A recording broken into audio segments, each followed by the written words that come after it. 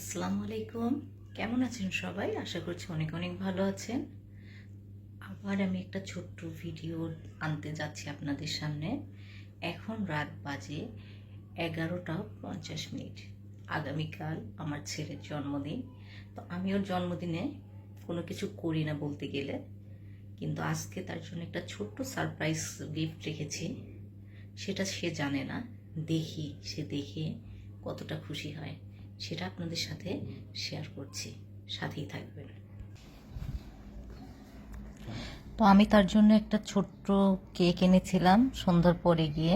দুপুরে ওর ফ্রেন্ডরা এসেছিল, যাওয়ার পরে সন্ধ্যার পরে ওর বাবা বলল একটা কেক নিয়ে এসে দিতে। যেহেতু সবারই পরীক্ষা চলছে, ওরও ভার্সিটিতে পরীক্ষা চলছে, মেয়েরও সামনের 7 তারিখ থেকে পরীক্ষা, যার কারণে কোনো ধরনের আয়োজন করছি না। আর এমনিতেও ওর বার্থডেতে আমরা কোনো আয়োজন করি না।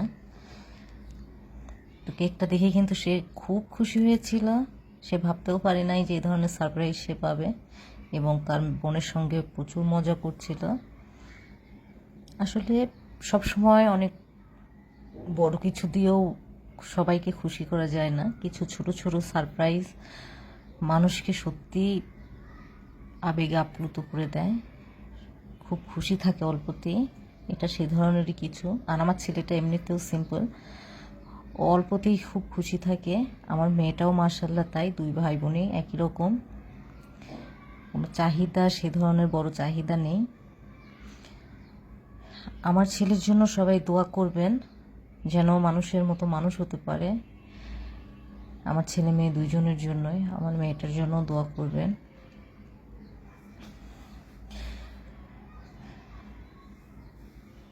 আসলে আত্মীয় স্বজন সবাই আছে, কাউকে বলা হয়নি কিছু করবো না জন্য। তো 3টা আইসক্রিম নিয়ে এসেছিলাম, মজু নিয়ে এসেছিলাম, এটাই তাদের সারপ্রাইজ গিফটে দিয়েছিলাম। সবাই খুব খুশি ছিল, ভাই বোন মিলে।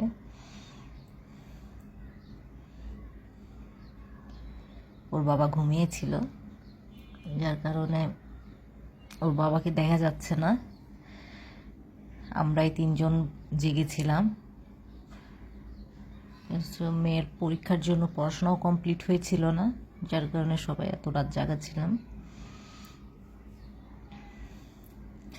এই ছোট ছোট খুশিগুলাই মানুষের মনে দোলা দিয়ে যায়।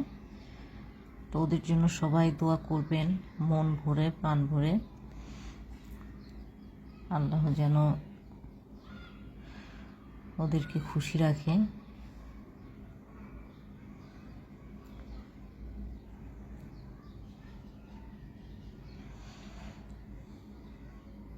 একসময় কাজের তাগিদে সবাই দূরে চলে যাবে, ছেলে মেয়েরা। এগুলাই ছোট ছোট স্মৃতি হয়ে থাকবে।